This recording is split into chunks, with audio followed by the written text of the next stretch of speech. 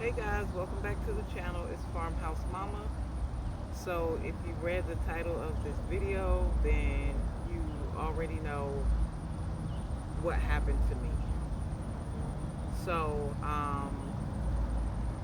the reason for me recording this video is because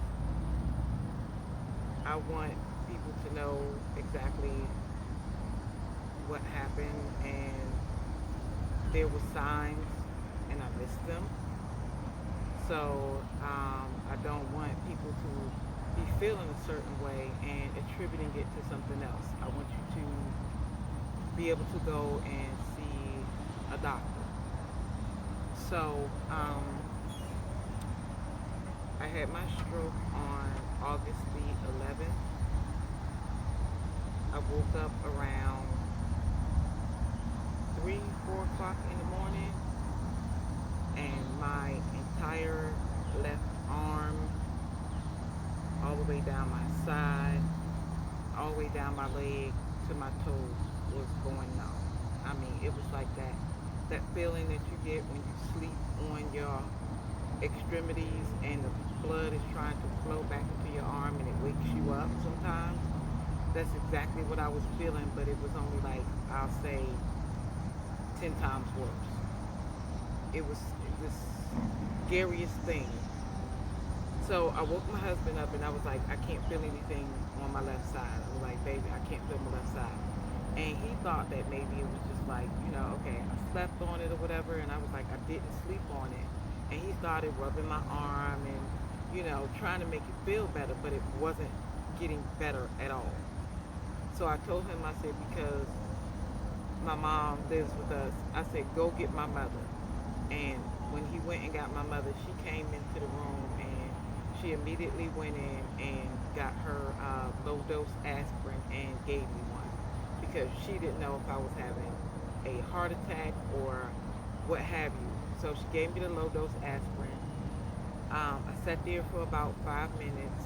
The pain kind of subsided a little bit, and then it came back. And when it came back, it was all up in my chest area, all up in here. And I was like, no, let's go. I need to go to the hospital. I was like, I need to go. So we went up to the urgent care, but they were closed. So he was like, well, do you want to go to the hospital? And I was like, yes, because the pain, it never subsided. It never stopped after that second time. After that first time, it never stopped. So we got to the hospital, and they checked me in and everything. And then the doctors, they put me on the little, I don't know what to call it, the little machine to see if you had a heart attack. And they was like, well, you didn't have a heart attack. Your heart is fine. So they got me checked in, took me back to the room, and the doctors came in and they checked my pressure. My pressure was 267 over 104. Clearly, I was in stroke range. Um, they tried to give me, well, of course, they drew my blood, ran some tests, found out that my potassium was really low.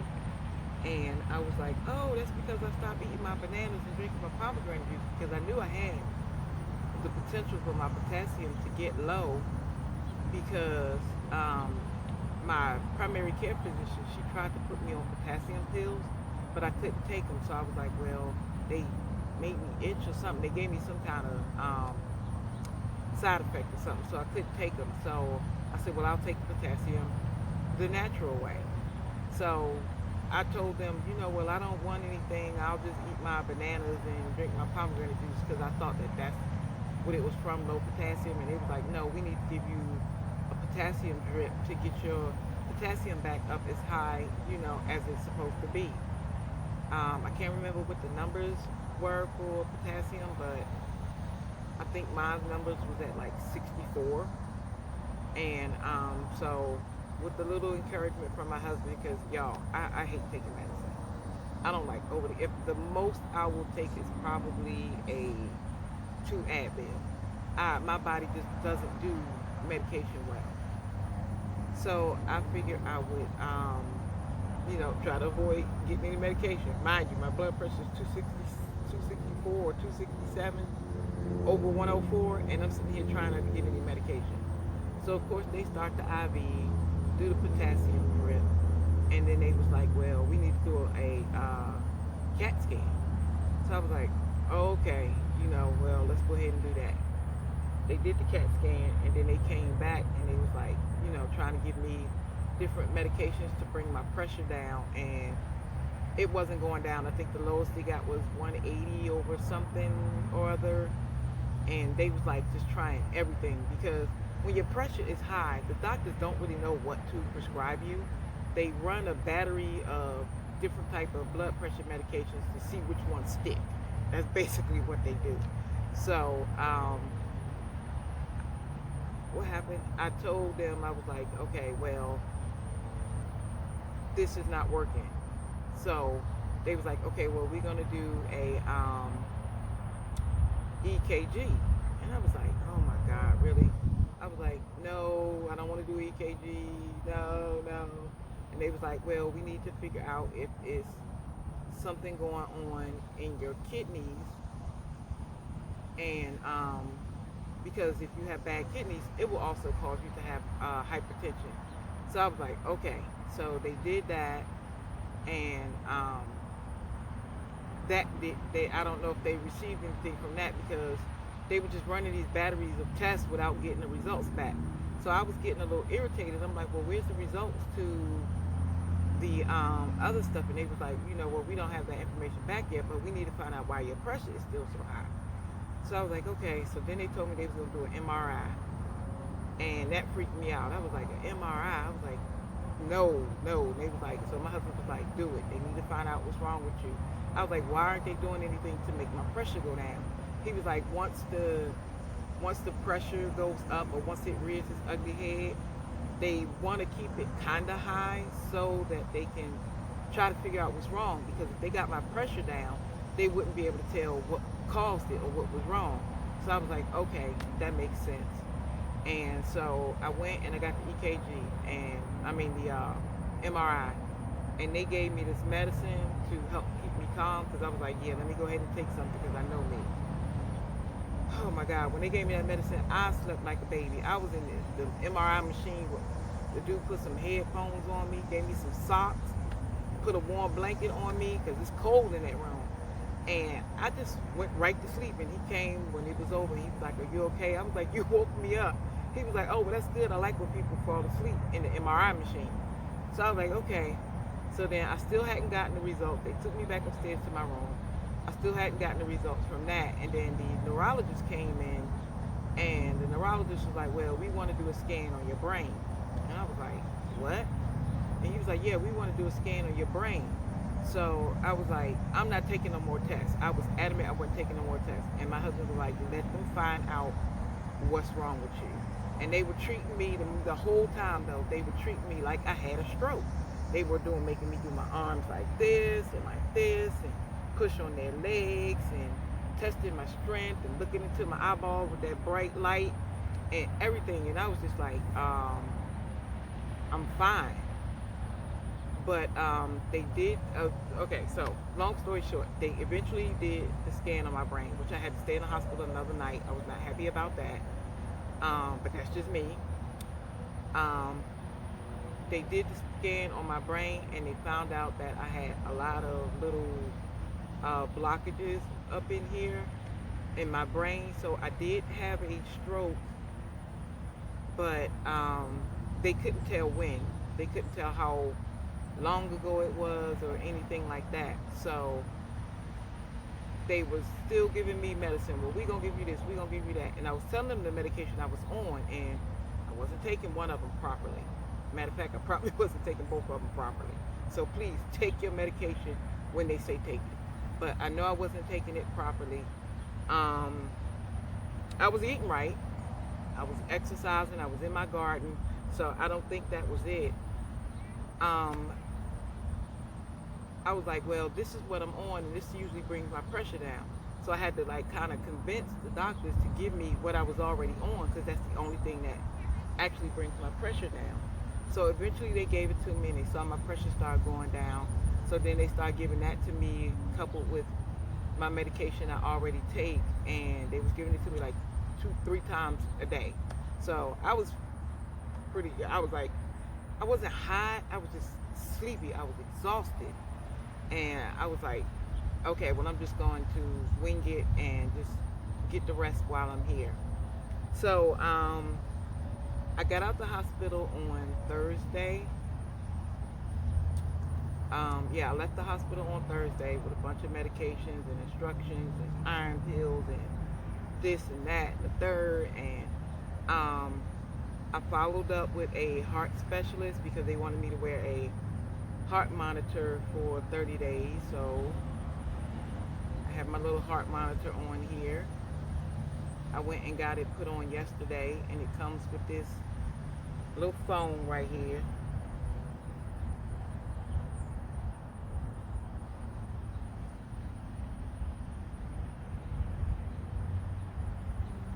And so I need to go charge it, as a matter of fact. But it comes with this little phone right here, and I'm supposed to keep this close to me. So I have to walk around basically with two phones.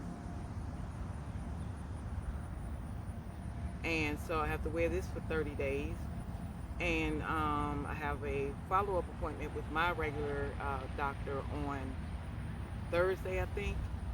And then I have to make an appointment to go see a neurologist. The neurologist that they suggested don't take my insurance, so I have to call the customer service number and find somebody close to me. That was a lot, y'all. I'm struggling right now. The only thing I'm struggling with, and excuse me, I had some numbness and tingling afterwards, the night before I left the hospital, and I called the nurse, and she came in and she was like, okay, do this, do this, do this, do this, do this. She was like, and then she checked my pressure, and she was like, you seem to be fine. If it gets worse, give me a call. So I was like, okay. So it's happened like after I got home. I started to feel the numbness and the tingling a little bit more, and I was like, oh my God, am I having another stroke? Because that is the worst feeling in the world, and especially for it to happen at night. So I'm a little leery about going to sleep at night now. So anyway, my husband told me, because my husband had a stroke, I think it was about 7 to 8 years ago. He had a stroke, and I was the one who saw the signs in him, because he woke up one morning and he was like limping like this, and I was like, what's wrong? He was like, I think I slept on this side wrong. And he was like, well, I'm just gonna walk it off, so I'm gonna walk around the corner to the store. So I was like, okay, well, I'll check on you when you get back. So when he came back, he went upstairs and he was laying down, and I said, well, how you feeling? And he said, I'm having trouble finding my words. And when he said that, phew, get up, we going to the ER, you had a stroke. He's like, I ain't had no stroke. I was like, you had a stroke. Get up, we going to the emergency room. Let the doctor tell you you didn't have one, but you had a stroke. So I can't believe that I didn't notice this about me. But the thing is, okay, so first of all, I have this little thing right here. So my husband said, well, you're going to feel some residual numbness and tingling. He was like, what you do is just squeeze this, something like this. And this is, thank you to my daughter, this is a piece of cake. It's a spongy foam. Only my daughter would have a toy shaped like a piece of cake. Told y'all she a foodie. But he said, just keep squeezing it until the feeling comes back. He was like, you're going to have that numbness and tingling for a while. So I had that for a couple of days, and that's over with. But the reason why I did this, why I am doing this video and to tell you about the signs, is because I felt the tingling in my toes and in my fingertips when I would be walking through the store. And I attribute it to menopause, because they say you get tingling in your extremities when you're going through menopause. And I know I'm going through the change, so I attribute it to that. I felt my heart beating out of my chest sometimes, and I figured, okay, either I'm dehydrated or I need to take an iron pill. So I missed that sign as well. when you go to look up certain symptoms or something like that, because of the symptoms that you having, um, they can be very misleading. There was no way for me to know my potassium was that low. I always thought my iron, I've been anemic my whole life, so I always thought that it was my iron that was making me so tired. But the other thing is, and I'm almost ashamed to say this now, um, I had noticed something was wrong with me like weeks before that, like probably even a couple of months before that. My attitude had changed. Yo, when I tell you I became so mean. The littlest thing would make me, I'd be like, wow. The littlest thing would make me snap. I couldn't control it. It was nothing I could do about it.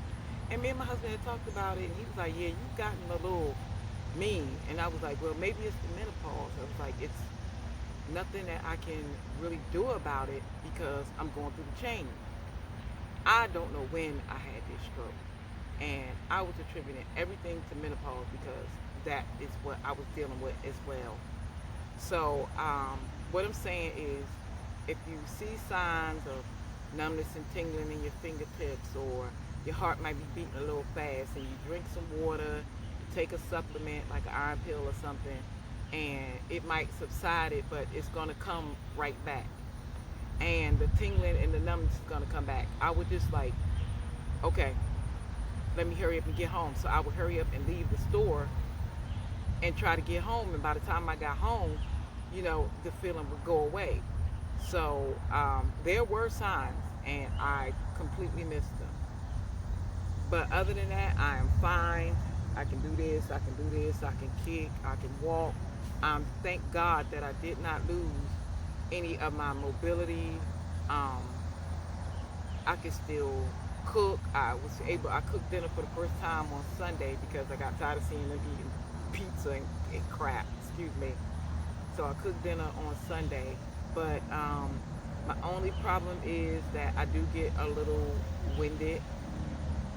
So when I'm walking or something, and I think that's because of the medication, but I do get, it's not a winded in my chest, it's just that I get tired really fast.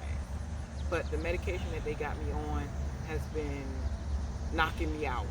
I'm like, okay, I'm going to sleep. And I thank God for my mother, because I haven't had to worry about anything when it comes to that house, because she has taken care of it all.